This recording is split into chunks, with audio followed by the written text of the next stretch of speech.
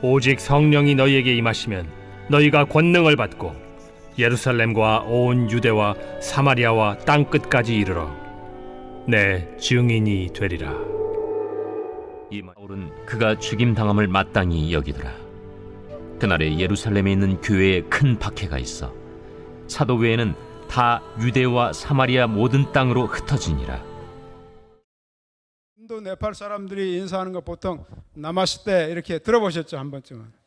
예, 나마스테 혹은 이제 정확한 발음은 너머스테예요. 너머스테 이렇게 하는 것은 당신 안에 있는 신께 문안드립니다. 그런 뜻이 있어요. 그래서 그리스도인들은 그냥 당신 안에 있는 신이 아니고 메시아이신 예수님, 메시아로 오신 예수님께서 승리하셨습니다. 이렇게 네팔 크리스찬들이 인사를 합니다. 제가 선교 보고하기 전에 말씀을 먼저 나누고 그 다음에 선교 보고를 하는 그런 순서로 진행을 하겠습니다. 우리 오늘 말씀은 우리 사도행전 1장 8절과 8장 1절인데요. 제가 오늘 나누려고 하는 말씀의 제목은 구원받은 사람은 누구나 선교사, 그런 제목이 되겠습니다. 우리 사도행전 1장 8절 말씀은 오늘 아까 교동문에도 나왔고 또 우리 주보에 보니까 나와 있어요. 그래서 우리 도림교회 성도님들은 다 암송하실 걸로 믿고 1장 8절은 한번 암송을 해볼까 그런 생각을 합니다. 우리 다 같이 사도행전 1장 8절 말씀 시작. 오직 성령이 너에게 임하시면 너희가 권능을 받고 예루살렘과 온 유대와 사마리아와 땅끝까지 이르러 내 증인이 되리라 하시니라. 아멘. 예, 말씀 잘 암송하시네요. 그 다음에 8장 1절 말씀이 있습니다. 8장 1절 말씀은 제가 읽도록 대표를 읽겠습니다. 사울은 그가 죽임당함을 마땅히 여기더라. 그날에 예루살렘에 있는 교회에 큰 박해가 있어 사도 외에는 다 유대와 사마리아 모든 땅으로 흩어지니라. 아멘.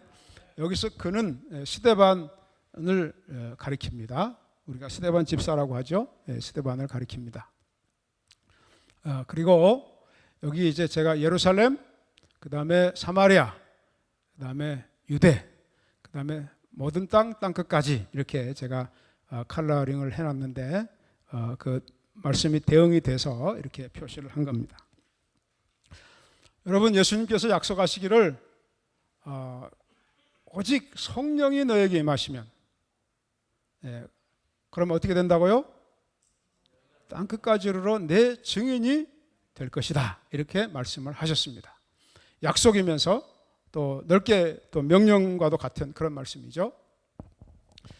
약속의 말씀인데, 자, 그러면 성령이 임하시면, 우리 편에 생각하면 성령을 받으면, 성령이 나에게 오셨으면 그 말이죠. 그러면 내 증인이 될 것이다. 땅끝까지 이르러. 그렇게 말씀하셨어요. 자, 그럼 여러분 성령 받으셨습니까? 아멘. 예수 믿으면, 예수님을 제대로 믿으면, 진실로 예수님을 믿으면 성령께서 우리 안에 오시는 줄 믿습니다.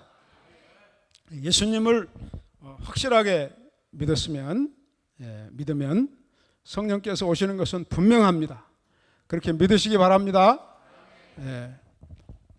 어떤 교회에서는, 우리 성서침례교는 그렇지 않지만 예수 믿고 나서 또 성령을 받아야 된다, 그러면 방언을 한다, 뭐 이렇게 이야기하지만 그것은 성경적이 아닙니다. 우리는 예수님 믿을 때, 너희가 믿을 때 성령을 받았느냐, 이렇게도 말씀하셨고요. 지금은 우리가 믿을 때 우리 안에 성령이 오시는 줄 믿습니다. 그래서 우리가 죄를 이기는 삶을 살 수 있도록, 우리가 구원이라고 하는 것은 죄로부터, 죄의 위험으로부터, 죄의 형벌로부터, 나중에는 우리가 주님 앞에 가면 죄 존재로부터 완전히 벗어나는, 자유롭게 되는, 해방되는 그런 구원을 우리가 얻게 되는 줄 믿습니다. 우리가 구원받을 때 성령이 오셔서 죄를 이기는 삶을 살고, 여기 오늘 말씀대로 예수님을 증언하는, 예수의 증인이 되는 삶을 살 수 있도록 우리에게 성령이 오신 줄 믿습니다. 그러면 성령을 받았으면 그 다음은 어떻게 된다고요? 어떻게 될 것이라고 말씀하셨습니까? 예수님의 증인이, 내 증인이, 예수님의 증인이 될 것이다 이렇게 말씀하셨어요. 자, 그러면 우리는 예수님을 믿었고 성령을 받았으니 예수님의 증인으로 살고 있는 것이 정상입니다. 맞습니까? 또 그렇게 하는 줄 믿습니다. 예수님이 어떤 분인지 우리 삶으로 우리가 증거하는 거예요. 예수 믿는 사람은 어떤 삶을 산다. 그 다음에 말로도 증거하는 겁니다. 그래서 우리 도림교회 성도님들은 그렇게 살고 있는 줄 믿습니다. 우리 사도행전 1장 8절 말씀을 보면 이제 사도행전 8장 1절과 1절 8절을 가지고 제가 말씀을 잠깐 나누는데요. 예루살렘 교회는 당시에 베드로가 오순절에 이제 말씀을 전했을 때 3,000명이 구원받았잖아요. 그 당일에. 그 다음에 또 나중에 4,000명이 구원받고 이런 일이 있었습니다. 그래서 그 당시에 예루살렘 교회 성도들이 적어도 10,000명은 되었을 것이다 이렇게 봅니다. 이 8장 당시에. 그 사이에 스데반이 복음을 전하다가 순교를 했습니다. 그리고 그 사건을 통해서 바울 사도가 충격을 받고 나중에 또 이제 다메섹 도상에서 예수님을 만나서 구원받고 선교사가 됐잖아요. 자, 그런데 이 사도행전 8장에 보면 예루살렘 교회에 큰 핍박이 났다는 내용이 6장부터 후반부에부터 기록이 되어 있습니다. 그래서 이제 스데반이 죽고 나서 그날에 예루살렘 교회에 큰 박해가 일어났습니다. 그래서 사도 외에는 사도들은 예루살렘 교회를 지키고 다른 성도들은 다 흩어졌어요. 어디로 흩어졌냐면 유대와 사마리아와 모든 땅으로 흩어졌습니다. 거기 우리 8장 4절을 보시면 이렇게 되어 있습니다. 그 흩어진 사람들이 두루 다니며 복음의 말씀을 전했다 이렇게 말씀하고 있어요. 흩어져서 핍박을 피해서 흩어졌는데 도망 다니느라고 정신없이 그냥 도망만 다닌 게 아니고 뭐 했습니까? 복음을 증거했어요. 그리고 그 사람들 중에서 이제 사마리아 지역부터 8장에 쭉 나오는데 우리 11장 19절을 보면 그 사람들 중에서 어떤 사람들이 우리 19장 보면 우리 제가 찾아보겠습니다. 그때 스데반으로 일어난 환란으로 말미암아 흩어진 자들이 베니게와 구브로와 안디옥까지 이르러 유대인에게만 말씀을 전하는데 그 중에 구브로와 구레네 몇 사람이 안디옥에 이르러 헬라인에게도 말하여 주 예수를 전파하니 그랬어요. 그래서 그 사람들에 의해서 8장 1절에 흩어졌던 사람들이 사마리아도 가고 모든 땅으로 흩어지는데 여기 사마리아 모든 땅만이 아니에요. 사마리아 넘어서 구브로는 지금 키프로스입니다. 구레네 지금은 이제 키레네라고 하는 그곳이죠. 그 다음에 안티오크까지 가서 복음을 전했어요. 그래서 안디옥 교회가 세워졌는데 특별히 안디옥 교회까지 간 사람들은 유대인들에게만 복음을 전하는 것이 아니라 이방인에게도 복음을 전했어요. 그래서 안디옥 교회가 세워지고 바울 사도를 통해서 수많은 지중해 연안의 교회가 세워지는 우리가 사도행전에 나와 있는 그런 일이 일어나게 된 줄을 믿습니다. 그래서 사도행전 8장에서부터 벌써 그 당시 1만 명의 성도들이 전도자 선교사로 흩어지게 되었다는 거예요. 그래서 안디옥까지 갔어요. 안디옥도 그 당시의 기준으로 보면 굉장히 먼 곳입니다. 그렇게 해서 1만 명의 전도자 선교사들이 나왔는데 모든 성도가 다 그렇게 했다는 거예요. 사도 외에는. 전도와 선교는 본질적으로 같습니다. 그리고 선교는 타 문화권, 문화가 다른 그런 사람들에게 복음을 전하는 것이 선교사 아닙니까? 제가 우리 일부 예배는 좀 시간이 촉박해서 또 제 아내가 짧게 하세요 그랬어요. 설교 짧게 하세요. 그런데 이제 제 아내 말만 제가 듣는 거 아닙니다. 들을 때도 있고 안 들을 때도 있어요. 2부 예배는 제가 마음이 좀 여유가 있으니까 여러분이 잘 들으시면 조금 더 길게 할 예정입니다. 안 들으면 제가 빨리 끝낼 거예요.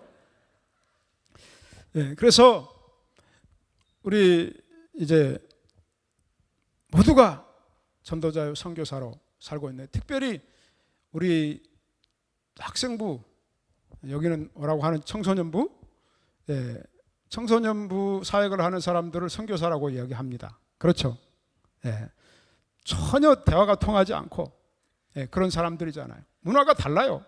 그래서 진짜 선교사 맞아요. 청소년부 교사들은 다 선교사입니다. 예, 주일학교 교사들도 선교사예요. 예, 여러분 알파 세대라고 들어보셨어요? MZ 세대는 많이 들어봤죠? MZ. 보통 한 세대를 15년 이제 합니다. 그래서 M 세대는 원래 밀레니엄 세대인데 사실은 그 앞에 Y 세대예요. YZ, Z가 G인데 G로 이제 영어로 부르죠. Y 세대인데 밀레니엄에 연결됐기 때문에 밀레니엄 세대라고 그러는데 1980년 초반부터 15년. 예, 그리고 우리 이제 G 세대는 1990년 중반부터 2000년까지예요. 2010년까지예요. 그게 이제 묶어서 30년 그 동안을 MZ 세대라고 이렇게 묶어서도 이렇게 부르는데 사실은 Y 세대, M 세대와 G 세대도 많이 다릅니다. 그런데 알파 세대가 Z까지 갔잖아요. X, Y, G 끝났잖아요. 영어로. 그다음에 이제 알파로 나가는 거예요. 알파 15년, 2010년생부터 15년, 2014년 5년까지를 알파 세대라고 그래요. 원래 이제 G 세대를 가리켜서 디지털 네이티브라고 이렇게 부릅니다. 디지털 네이티브, 디지털 원주민이라는 뜻이죠. 네. 그런데 알파 세대는 더 심해요. 태어나면서 스마트폰과 모든 인터넷 환경이 다 갖춰지고 태어나면서부터 스마트폰을 보는 세대예요. 그래서 진정한 디지털 네이티브가 바로 알파 세대라고 그러는데 당연히 알파 세대 주일학교 아이들을 가르치는 우리 교사들도 선교사예요. 진짜 새로운 세대입니다. 감당하기 어려운 세대입니다. 우리 2018년에 영국에서 어린아이가 1년쯤 된 아이가 말을 했는데 세계적으로 엄마라고 하는 단어 mother, 엄마 다 입술을 이렇게 붙였다가 떼면서 나오는 발음이에요. 그래서 제일 쉬운 발음이에요. mother, mommy, 뭐 엄마 이렇게 입술만 하면 그냥 엄마 소리가 나오는 게 최초로. 왜 엄마 소리를 제일 먼저 하겠어요? 쉬워서라기보다도 가장 많이 들어서 그래요. 엄마가 어떻게 해줄게, 엄마가 너 사랑한다, 엄마가 들으니까 제일 먼저 말하는 거예요. 그런데 2018년에 영국에서 아이가 한 돌쯤 된, 우리식으로 돌쯤 된 아이가 최초의 말을 했는데 뭐라고 말한 줄 아세요? 알렉사 이렇게 얘기했어요. 알렉사. 알렉사가 뭐냐면 우리식으로 말하면 지니야 그런 거하고 똑같아요. 인공지능 부르는 소리예요. 지니야 뭐 해줘, 뭐 지니야 뭐 켜줘 그렇게 하잖아요. 그 말을 엄마 소리보다 먼저 제일 많이 들은 거예요. 그 세대가 바로 알파 세대예요. 2010년생 이후. 그러니까 우리 주일학교 아이들 완전히 새로운 세대입니다. 그 아이들에게 복음을 전하고 어리니까 듣는데 나중에 이제 청소년 가고 그럴 때 제대로 복음을 계속해서 들려줘야 돼요. 그래서 여러분이 선교사다. 그런데 그렇게 해서만 선교사가 아니고 오늘 말씀 보면은 구원받은 모든 사람 누구나 선교사로 살아야 되는 거예요. 전도자 혹은 선교사. 조금 이제 문화적인 차이만 있는 것이지 결국 같습니다.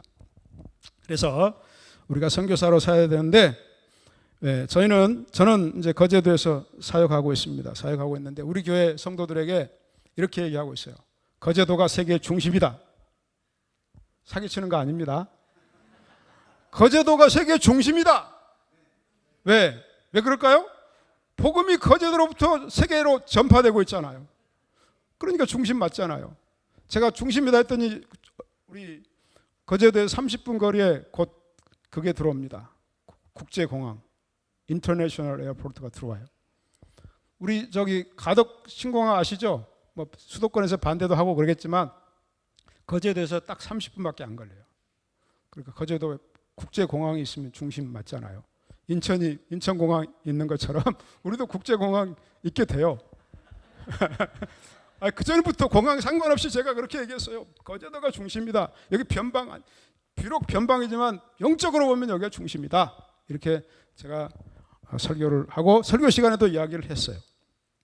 자, 그리고 또 한 가지 이야기하는 것은 바로 내 옆이 땅끝이다. 이렇게 얘기하고 있어요. 여러분, 지구는 평평합니까? 둥급니까? 둥글어요. 옆에서 출발해서 한 바퀴 돌면 어디로 와요? 바로 내 앞으로 오잖아요. 한 바퀴도 땅끝으로 가다 땅끝 끝까지 가면 어디로 오겠어요? 내 옆으로 오는 거예요. 그래서 내 옆에 있는 사람이 땅끝인 거예요. 그리고 그것을 이제 선교적인 차원으로 보면 한국에 200만 명 이상의 외국인들이 와 있습니다. 그래서 우리 교회 사역에 대해서 제가 좀 보고를 하겠는데요. 먼저 영상을 간단하게 보고 다음 순서로 진행하도록 하겠습니다.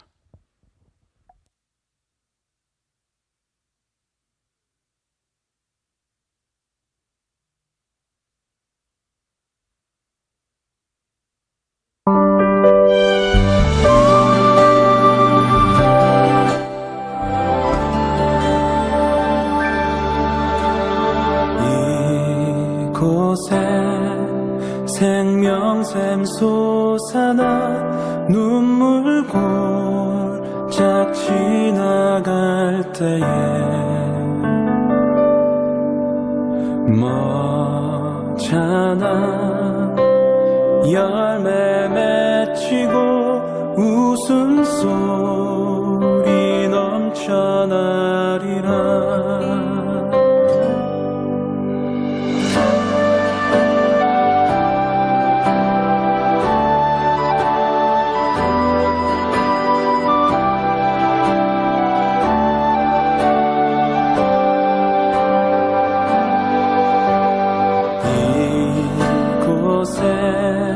생명샘 솟아나 눈물 골짝 지나갈 때에 머잖아 열매 맺히고 웃음소리 넘쳐나리라.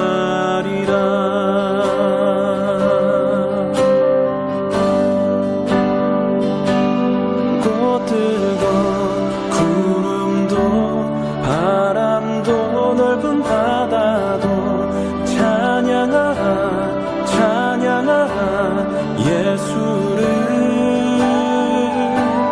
하늘을 울리며 노래해 나의 영혼아. 은혜의 주 은혜의 주 은혜의 주.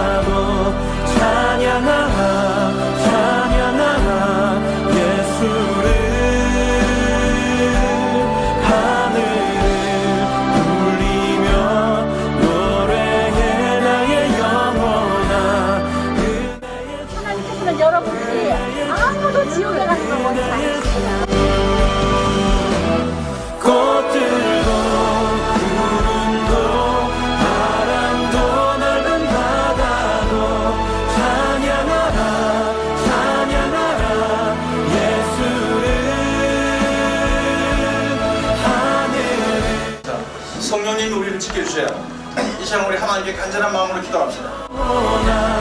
은혜의 주 은혜의 주 은혜의 주. 꽃들도 구름도 바람도 넓은 바다도 찬양하라 찬양하라.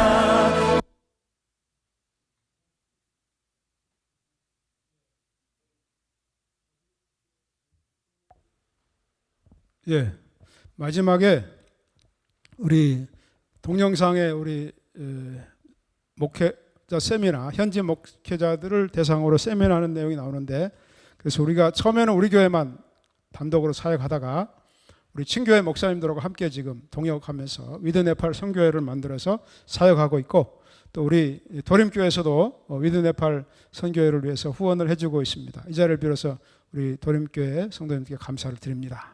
예, 여러분의 후원이 결코 헛되지 않을 줄 믿습니다. 또 동영상 중에 아주 꾀꼬리 같은 목소리가 한번 나왔어요. 예, 제 아내가 그 선교여행 가서 설교하는 내용이었어요. 복음 전하고 현지인이 통역하고 그런 내용이었습니다. 일부 예배 때 제가 잠깐 말씀을 드렸는데, 우리 박형신 목사님께서 우리 목사님들이 이번에 선교여행을 가서 고생했다는 이야기를 많이 들었어요. 예, 그래가지고 버스를 사실은 이번 1월 달에 선교여행을 또 갔었는데 우리 목사님들하고 갔었습니다. 그 이제 목사님들하고 간 이유는 집사님은 몇 분만 가셨어요. 예, 목사 안수를 하러 갔습니다. 우리 사역자 안수를 하러 갔기 때문에 목사님들이 이제 많이 동행을 했는데, 우리 박장신 목사님은 다른 이제 사정이 있어서 참여를 못했는데 다음에 꼭 오시겠다고 이렇게 약속을 오늘도 이제 교회 앞에 했기 때문에 네팔 분명히 오게 될 줄 믿고 감사를 드립니다. 예, 그런데 이제 지난번에 저희들이 1월 달에 이제 선교여행 가는데 그 전에 한 일주일 전에 네팔에서 비행기가 한 대 떨어졌어요. 그런데 우리가 비행기 타고 가는 코스입니다. 우리 성도들하고 갔을 때도 그 비행기를 타고 갔는데, 다만 이제 포카라 공항이 새로 국제공항을 만들어 가지고 시험 비행 끝나고 실제 비행한 지 얼마 안 됐어요. 전에는 그 옆에 공항으로 갔고 이제 국제공항을 하나 옆에 만들어 가지고, 근데 거기서 이제 비행기가 추락했어요. 그래서 일주일 정도 남았는데 비행기 안 타야 되지 않느냐, 이제 그런 일이 있었어요. 네, 그런데 저희들은 처음부터 비행기를 안 타려고 했어요. 이번만큼은. 왜냐하면 사고와 상관없이 미리 목사님들이 주로 가고 또 안수를 하고 헌당 예배까지 해야 되니까 재정이 조금 아껴야 되잖아요. 그래서 이번만큼은 비행기를 타지 않는다. 그래서 버스를 하루에 16시간 탔습니다. 8시간 타서 점심 먹고, 그런데 그 버스가 아주 뒤에 트렁크를 실어놨는데 다 문을 닫아놔도 먼지가 그렇게 새카맣게 앉아가지고 그거 뭐예요? 가방을 알아볼 수 없을 정도예요. 그리고 앉아 있는데 창문이 덜덜덜 해가지고 이렇게 버스를 대절했는데도 창문 사이로 이제 고장난 창문이 제가 하필 거기 앉았는지 몰랐는데 먼지가 막 계속 들어오는 거예요. 예, 그렇게 해서 우리가 16시간 버스를 타고 갔더니 어떤 목사님들은 갔다 와서 며칠 동안 뭐 7kg가 빠졌다나 8kg가 빠졌다나 하고 허리가 아파서 뭐 어떻게 했다, 다음 이제 네팔 선교여행은 처음이자 마지막이다 이렇게 말씀을 하셨어요. 그래서 항상 그런 게 아니다. 제가 강조하는 거는 여러분에게도 혹시라도 네팔은 항상 그렇게 힘들게만 다니는 게 아니에요. 처음에 그런데 목사님들이 이번에 안수하러 가면서 겸사겸사 또 헌당 예배도 해야 되니까 목사님들도 선교지가 고생스럽다는 것을 미리 알려줘야 되겠다는 생각도 있었어요. 그래서 한 번은 우리 형제 집에서 다 같이 숙박을 했어요. 우리 신학교 공부하는 형제의 장인이 계시는 집에서 선교팀이 다 좀 불편하게 하루도 자고 또 버스도 16시간 타고 그랬더니 그 진주교회 우리 집사님 한 분이 참여를 했었어요. 다른 데서 옮겨온 집사님인데 다른 데 선교여행 많이 다녔어요. 그런데 이번에 선교여행 온 게 진짜다 그렇게 얘기한 거예요. 그래서 자기가 차고 있던 60몇만 원짜리 시계를 우리 카트만두 사역하는 우리 너연 목사, 이번에 목사 안수 받았는데 안수 기념으로 벗어주고 오더라고요. 그래서 아주 그분은 이제 진주교회 이제 정착을 하는 과정인데 선교에 관심이 있다고 그래서 이제 함께 동행을 했는데 그런 일이 있었습니다. 그래서 선교여행도 고생하야 우리 여기 도림교회도 라오스 선교여행도 많이 다녀오시고 그렇게 했는데 우리 청년들 중에서 라오스 여러 번 갔잖아요. 제일 기억나는 게 언제예요? 고생했을 때. 맞죠? 고생했을 때만 기억나요. 고생 안 할 때 편하게 갔다 오면 기억이 안 나요. 그래서 이번 특별히 그렇게 했고 다음에는 뭐 좋은 호텔에서도 자기도 하고 그렇게 합니다. 항상 그런 것만 아니에요. 예, 그래서 혹시라도 우리 네팔에 오실 분들은 너무 걱정만 하지 마시고 좋은 은혜롭고 또 편안한 그런 순간도 있다는 것을 아시기를 바랍니다. 자, 그래서 우리 저 영상은 누가 만들었냐면 우리 신학교 박사과정 하는 형제가 만들었어요. 저는 박사과정 입학도 안 했는데 우리 네팔 형제는 지금 MDB 끝나고 박사과정을 하고 있습니다. 그래서 네팔에 가서 나중에 이제 교회도 개척해야 되지만 신학교 사역도 하기 위해서 지금 그렇게 하고 있습니다. 자, 우리 교회가 네팔 선교 사역을 어떻게 하게 됐느냐? 제가 뭐 비전을 가지고 네팔을 전략적으로 그렇게 한 게 아니에요. 그런데 이제 지금 네팔에 대해서 좀 말씀드리면 세계에서 가장 빨리 복음화되고 있는 지역이 바로 네팔입니다. 그는 풀로 신학교에서 선교학부에서 보고서를 냈어요. 물론 몇 년 지난 이야기예요. 그 네팔 지진도 일어나고 2015년에 지진이 일어났어요. 우리 지번 형제는 지금 박사과정하는 형제는 그 간증 들으면 정말 복이 됩니다. 그 형제가 2015년에 한국에 왔어요. 근데 그 지진 만약에 그 일정이 일주일 연기됐는데 일주일 연기 안 됐으면 비행기 타러 카트만두에 와가지고 지진을 만났을 그런 시기에 그렇게 스케줄이 그렇게 됐는데 연기돼가지고 일주일 후에 오는 바람에 지진을 이제 포카라 그 밑에 지역에서 경험했어요. 그리고 우리 형제 간증이 참 좋습니다. 우리 나중에 기회 되면 그 형제 간증도 한번 들으면 좋습니다. 자, 우리 보고를 조금 간단하겠습니다. 국내 체류 네팔 전도 양육을 하는데요. 우리가 처음에 위드 네팔 목사님들하고 사역하기 전에 우리 교회 단독으로 사역할 때 이제 선교여행을 간 주 목적이 뭐냐면 물론 그 출신 형제 교회를 방문하고 우리 교회에서 구원받은 형제도 있지만 네팔에서 구원받고 온 형제들이 있어요. 그 이제 우리 사역자 우리 목사 안수받은 분은 원래부터 구원받은 형제예요. 그래서 그 교회를 방문하고 그 다음에 그 우리 드림 목장이라고 우리 집사님 가정이 헌신해서 사역을 했습니다. 그래서 저기 보면 이제 세미나 할 때는 한때 100명이 예배당에서 모여서 이제 세미나도 하고 그랬어요. 그리고 많을 때는 30명이 토요일에 오는 거예요. 우리 집사님 댁으로 단독 주택이 마치 있어서 그곳에서 이제 그 목자 가정에서 밥을 하는 거예요. 우리 자매님 밥을 하는데 네팔 음식을 하는데 30명분을 준비해야 돼요. 매주마다. 그리고 지금 좀 아파가지고 요즘은 이제 이 집원 형제 가정하고 같이 돌아가면서요. 그 자매가 아파서. 근데 지금 9년 동안 한결같이 그렇게 해오고 있어요. 9년 동안. 물론 이제 코로나도 있고 또 시간이 돼서 네팔로 돌아가고 해서 형제들이 없을 때는 몇 명밖에 없을 때도 있어서 한 3-4명, 5명까지 내려갔다, 3-4명까지 내려갔다가 지금은 이제 한 10명 이상 또 이제 모이고 있습니다.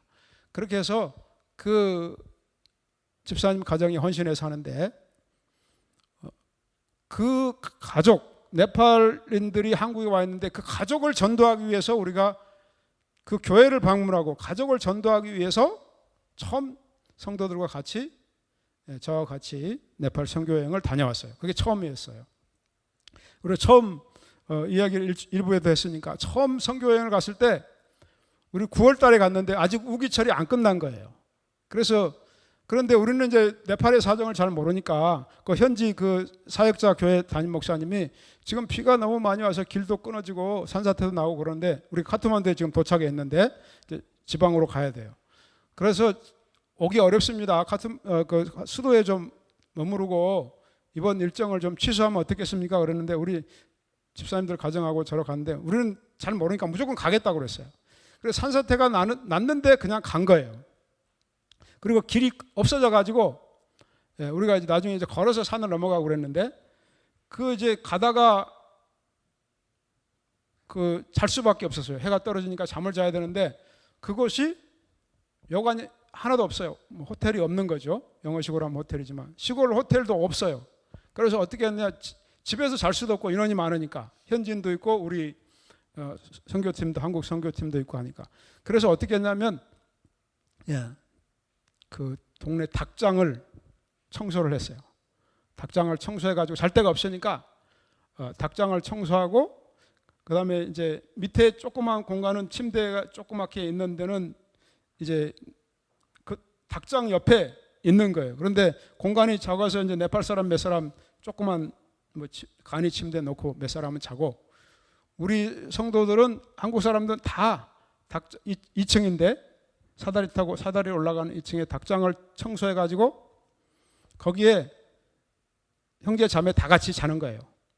한쪽에는 자매님들 자고 한쪽에는 형제들 자고 이렇게 했어요. 그런데 아주 아침 일찍 일어나 보니까 뭐 그 옆에 뱀이 지나갔다 이런 말도 있고 그래가지고 아무튼 그것 때문에 늘 선교 여행하면 그걸 늘 얘기하는 거예요. 그만큼 처음에 갈 때는 그런 고생도 하고 그랬습니다. 그래서 이제 우리가 네팔인 전도 양육하고 전도하는데 네팔에까지 가서 복음을 전하기 위해서 처음에 간 거예요. 성도의 그 형제들의 가정을 방문해서 그 부모들에게 복음을 전하기 위해서 처음 네팔 전도 여행이 시작이 됐다는 것을 말씀을 드리는 겁니다. 저렇게 해서 우리가 선교 여행을 하고 그 다음에 이제 예배당 건축 후원을 했는데 이것은 그 전에도 우리가 네팔 사역하기 전에 미얀마에 하나, 필리핀에 하나 이제 우리 예배당 건축 후원을 한 적이 있어요. 하나님께서 어떻게 인도해서. 그런데 우리 네팔에서 또 가니까 이제 그 현지 목회자 목사님, 우리 사역자 지금 안수받은 목사 그 원래 담임 목사님이 요청을 해서 예배당 건축 후원을 했습니다. 우리가 9개를 했는데요. 마지막에는 이제 다른 우리 성서침례교회 친교회하고 같이 했어요. 한 친교회 한 교회하고 같이 했습니다. 우리 최근에 한 거는 그런데 땅이 있고 성도가 있는 곳에 예배당을 시골이죠. 수도 아니고 카트만두 아니고 카트만두는 엄청 비쌉니다. 땅이.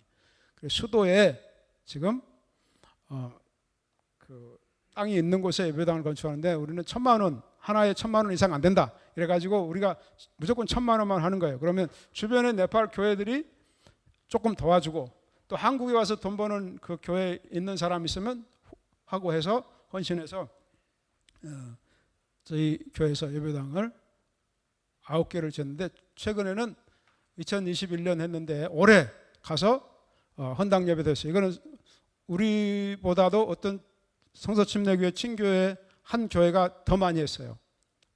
거기는 1,000만 원 하고 우리가 한 500만 원 하고 해서 마지막에는 우리 그렇게 했는데 올해 가서 우리 이제 헌당 예배를 하고 왔습니다. 그래서 우리는 이제 예배당 후원하는 것은 이제 도움 요청에 의해서 하는 거고 우리 주 사역은 예배당 후원은 아닙니다. 아니고 그래서 우리 이제 카트만두에 교회가 있어서 이번에 이제 개척해서 안수를 하고 또 땅을 구입했어요. 카트만두는 너무 땅값이 비쌉니다.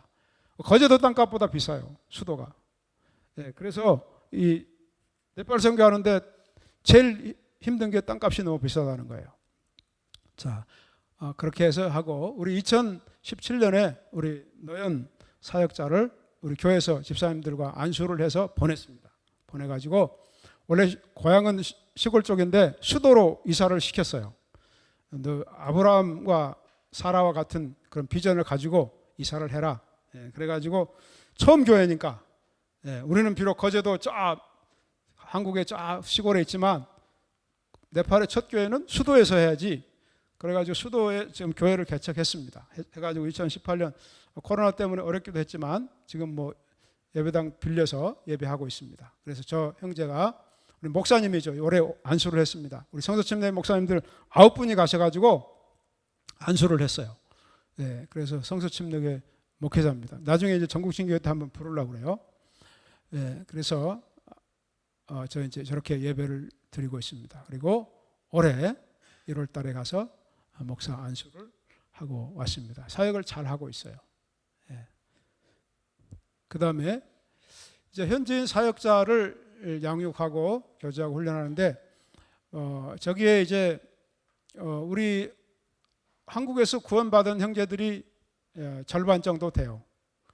그리고 이제 네팔에서부터 예수 믿고 온 형제들이 절반 이렇게 해서 있는데 저 형제들은 이제 한 사람이 교회 하나를 세울 수 있는 그런 정도의 사역자들입니다. 그래서 제가 지금도 매주 한 시간 정도 시간 내서 잠깐 교제하고, 요즘 이제 줌이 있으니까 인터넷으로 교제하고 또 말씀 이제 공부하고 이렇게 하고 있어요. 그래서 너연 목사가 있고, 우리 저 성검 형제도 지금 네팔에서 나름대로 신학 공부를 하고 있어요. 예, 그렇게 하고 있고 교회 개척을 준비하고 있습니다. 그래서 이제 아직 뭐 준비가 안 된 분도 있지만, 우리 두 형제는 한 형제는 박사 과정이고, 한 형제는 MD 분인데 제가 안 고쳐졌네요. 제가 고쳐야 되는데, 한 형제는 박사 과정이고 한 형제는 이제 MD부 하고 있습니다. DHM까지 해서 이제 보내려고 해요. 신학 석사 해서 보내면 가서 교회도 개척하고 또 이제 신학교 사역도 하려고 생각합니다. 그래서 지금 교회는, 우리 성도 침례 교회는 지금 사실 2개 있는 거예요. 2개. 우리 지번 러빈 들어가면 또 하나씩 개척되고, 저 현재 있는 형제들도 사역자로 개척할 수 있는 형제들이 몇 명 더 있어요. 그래서 그렇게 해서 이제 교회가 세워져 갈 것으로 기대를 하고, 지금도 그렇게 지금 양육 교제를 하고 있습니다. 여기 이제 지번 형제, 이 형제가 사실은 박사과정 하고 있는데 올해 1학년 들어갔어요. 이제 한 학기 끝나고 2학기째 시작하고 있는데 너무 힘들대요. MD보다 한 3배 힘들다고 이야기하더라고요. 그래서 좀 쉬었다 하면 좋겠다, 제가 그렇게 생각을 하고 해보니까 쉴 수가 없어요. 왜냐하면 공부를 안 하면 비자가 끝나서 되돌아가야 돼요. 그래서 휴학을 할 수가 없습니다. 그래서 어찌됐든 할 수밖에 없어요. 그래서 이제 3년, 2년 반 이렇게 하는데, 지금 1년 했으니까 1년 반, 아니 6개월 했죠. 한 학기 했으니까 이제 앞으로 2년을 더 공부를 해야 됩니다. 저 형제가 아까 우리 동영상도 만들었어요. 일 잘해요. 신학교에서도 우리 신학교 사무처장님이, 박상봉 목사님이 제일 믿고 쓰는 형제예요. 뭐 모든 걸 다 잘해요. 그런 한국말도 탁월하게 잘합니다. 우리 교회에서 이제 우리는 목장별로, 여기도 목장이 있지만 목장 주간 예배라고 수요일 날 이제 특별하게 1년에 한 번 정도는 우리 목자들이 설교를 좀 하게 합니다. 그리고 이제 간정 설교를 하고 신학적인 거 하지 말고 그렇게 하는데, 우리 외국인 목장은 집원이 설교해요. 그런데 집원이 설교하면 설교를 너무 잘하는 거예요. 한국말로 하는데. 그래가지고 어떤 우리 자매님들은 나중에 우리 집원 형제를 우리 교회 후임자로 하면 안 돼요? 이렇게 말하는 사람도 있어요. 그 정도로 한국말을 잘합니다. 그래서 이제 신학교에서 이렇게 설교도 잘하고 한국말도 잘해요. 아주 인재입니다. 그래서 이 형제가 지금 박사과정 하고 가면 네팔 교회에 큰 기여를 할 수 있는 그런 사역자라고 생각을 합니다. 기도해 주시기 바랍니다. 그다음에 우리 이제 가정이 들어와서 우리 딸이 있는데 지금 초등학교 2학년 됐어요. 2년 초등학교 들어가기 전에 왔는데, 6개월 전에 왔는데 지금 2년 반 돼서, 2년 반은 안 됐지. 2년 됐네. 2년 됐는데 한국말을 너무 잘해요. 그리고 한국말이 더 편하대요. 네, 엊그제 물어봤어요. 왜냐하면 우리 형제가 개강해서 올라가고 자매가 일하니까 방학이 안 끝나서 일주일은 제가 데리고 있는 게 아니라 잠은 자고 아침에 엄마가 출근하니까 끝나면 이제 제가 데리고 와서 내 아내하고 이제 봤는데, 그래서 목사님 모임에 한번 진주에 마산에 있어서 데리고 왔는데 다 손녀딸처럼 이렇게 했어요. 한국말도 잘하는데 너무 수줍어가지고 말을 잘 못해요. 말을 안 해요. 근데 한국말이 더 편하다고 그래요. 그래서 집에서는 네팔말로 쓰고 이렇게 하고 있습니다. 그래서 우리 제시카인데 쟤도 나중에는 한국에 와서 공부를 해야 될 것 같아요. 네팔 돌아갔다가 뭐 대학이나 와서 돌아와서 하면 아주 인재가 될 수 있는, 너무 똑똑해요. 글씨를 한글을 너무너무 이쁘게 잘 써요. 영어도 해요. 네팔 말도 해요. 집은 자기 아빠가 똑똑하니까 딸도 똑똑해요. 그래서 인재를 지금, 먼 미래의 인재를 지금 키우고 있습니다. 알파 세대예요. 제가 알파 세대 인재도 키우고 있습니다. 예. 그래서 이제 제가 오늘 말씀드리는 메시지 핵심은 누구나 선교사다 구원받았으면 그겁니다. 그리고 거제도가 중심이라고 그랬고 거제도가 중심이면 뭐 인천은 말할 것도 없죠. 도림교회가 세계 중심이고 바로 옆이 땅끝이고 이것을 제가 말씀드리기 원합니다. 그런 믿음을 받으시기를 바랍니다. 우리나라에서 외국인들이 제일 많이 있는 곳이 안산입니다. 안산. 그리고 남동공단에도 좀 있어요. 우리 교회에 있다가 남동공단으로 옮겨온 그런 형제도 있는데 생각이 났어요. 남동공단 얘기하니까. 지금도 여기 있는지는 이제 몰라요. 오래돼서. 연락하면 연락은 될 텐데 우리 거제도 있는 애들 리더급이 아니면 거제도 있는 애들만 하니까 그렇습니다. 아무튼 외국인이 2017년에 218만이 왔어요. 나 코로나 때 잠깐 들었다가 다시 왔습니다. 대전시 인구보다 많습니다. 그리고 중국, 베트남, 태국 이렇게 순서대로 있는데요. 우리도 처음에는 뭐 네팔 하려고 한 거 아니었어요. 처음에 제일 먼저 온 사람들은 베트남, 그 다음에 미얀마 이렇게 왔는데 시간이 지나면서 자연스럽게 네팔 사람들이 많이 오고 그들을 중심으로 공동체가 형성됐기 때문에 작은 교회에서 이제 네팔에 집중해야 된다 이렇게 해서 이제 네팔 공동체가 형성됐습니다. 주로 뭐 3D 작업을 하죠. 예. 근데 목적은 한국의 목적은 돈입니다. 예수 믿으러 온 게 아니에요. 그래서 우리가 100명 정도 전도해도 그렇게 많이 남지 않습니다. 그리고 한국에서는 교회 다니다가 자기 나라 돌아가면 뭐 중국인도 마찬가지고 베트남 마찬가지예요. 사라져버린 사람도 많아요. 우리는 이제 현지인들이 뭐 영어 예배하고 그런 게 아니고 현지 네팔 말로 자기들끼리 모임을 하고 제가 매일 그 모임에 가는 게 아니에요. 목자 중심으로 하고 우리 현지인 사역자가 집원 형제가 하니까 말씀도 전하고 하니까 저는 뭐 특별한 때 전에 처음 시작할 때는 제가 자주 갔는데 요즘은 특별히 오라고 할 때만 갑니다. 1년에 한두 번밖에 안 가요.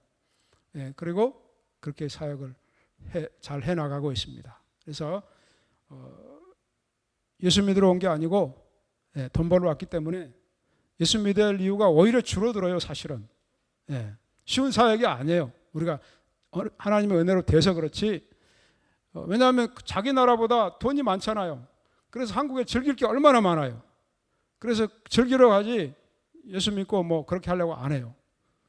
그런데 어찌됐든 하나님께서 은혜를 베푸셔서 어느 정도 이렇게 되어가고 있습니다. 그래서 우리는 검증이 신앙 검증이 어느 정도 되기 때문에 이렇게 됩니다. 그리고 한 가지 더 말씀드리는 것은 우리 이제 집원 우리 목사님도 언급을 하셨는데 우리 집원 형제는 우리 교회에서 안수를 해서 목사 안수를 하고 선교사로 파송하려고 그래요. 그래서 우리 선교사역 중에서 다른 교단도 다 마찬가지입니다. 선교에서 최고의 목표는 뭐냐면 현지인을 사역자로 파송하는 거예요. 현지인들이 복음을 전하도록 선교사의 리더십이 현지인에게 이양돼서 현지인들이 스스로 복음을 전하게 돼야 되잖아요. 우리 한국 성도 침례교회가 그렇잖아요. 초기에 미국 선교사들이 와서 지금은 이제 미국 선교사들 할 일이 별로 없어요. 거의 없어요. 한국 목회자들이 다 할 수 있으니까 그것이 가장 좋은 거예요. 친교회 형성되고 그렇게 해야 되는데 우리는 이제 우리 네팔은 그럴 가능성이 아주 높습니다. 그래서 또 우리가 한국인 선교사 한 사람을 파송하면요 재정적으로도 많이 들어요. 그런데 현지인은 그렇지 않습니다. 훨씬 적은 비용으로 훨씬 더 열매를 빨리 많이 볼 수 있는 방법 중에 하나예요. 그런데 좋은 사역인데 또 우리 도림교회에서도 그렇게 참여해 주시고 또 그런 목사님 그런 마인드를 가지고 있는데 우리 성서침례교회도 이제 그렇게 되어가면 좋겠다는 그런 마음이 있고 그래서 이제 그런 부분을 우리가 나누고 있습니다. 그래서 하나님께서 모든 것이 하나님의 은혜예요. 우리가 하려고 한 것도 아니고 그들이 와서 우리는 뭐 그냥 미얀마 또 베트남 사람이 있었는데 나중에 네팔 사람들이 와서 정착해서 네팔을 도와달라고 하니까 그렇게 해서 그전엔 네팔이 어디에 붙었는지도 몰랐어요. 지금은 인도와 중국 사이에 둘러싸여 있는 히말라야 14자 중에 8개가 있는 나라 8,000m 봉우리 우리가 네팔에 대해서 많이 알게 되고 그렇게 사역을 해나가고 있습니다. 마지막 이제 PPT인데요. 그래서 사역이 됐을 때 사역이 이루어진 것은 물론 제가 선교의 비전을 가지고 있었지만 우리 헌신된 사역자 집사님 40대 중반에 헌신을 했어요. 그 사역을 위해서. 지금 9년 됐습니다. 그래서 지금 50대 중반이 돼가요. 가정을 개방하고. 그런데 그 자매 간증을 들어오면 그 자매가 인천 사람이에요. 인천 사람인데 우리 거제도 형제를 만나서 재물포기회 출신입니다. 그 자매님이. 그런데 와서 도시에 살았잖아요. 그래서 다른 사람 와서 이렇게 집에 뭐 어지르고 이런 거 전혀 못 보는 사람이었어요. 그런데 하나님이 그 마음을 바꾸시니까 네팔 애들이 자기 집인 것처럼 와가지고 뭐 냉장고에서 뭐 꺼내 먹고 그렇게 했어요. 그리고 잠도 그냥 자고 또 설거지도 안 해놓고 가면 하기도 하고, 물론 어떨 때는 애들이 설거지를 하고 그랬는데 하나님의 은혜로 사역이 이루어지고 우리 헌신된 사역자 가정이 있었기 때문에 이렇게까지 사역이 이루어진 겁니다. 그리고 물론 이제 다른 친교회 목사님들도 지금 함께 사역을 해나가고 있습니다. 물론 담임 목사도 중요하지만 우리 헌신된 사역자 가정, 집사님이든 집사님 아니든 그런 가정이 있었기 때문에 가능한 겁니다. 그리고 우리는 아까 말씀드린 것처럼 현지인 사역자를 파송하는 것을 목표로 그렇게 사역하고 있습니다.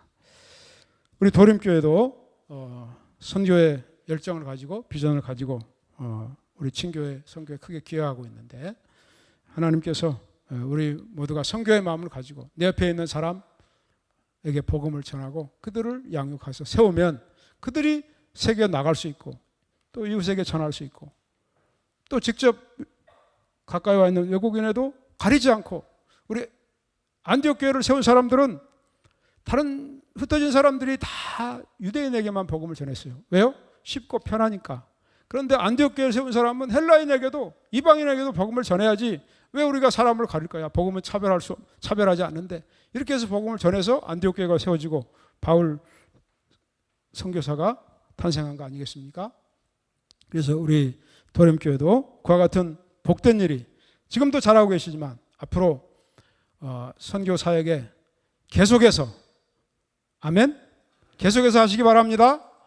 그리고 더 많이 하시기 바랍니다. 그러면 하나님께서 복 주십니다.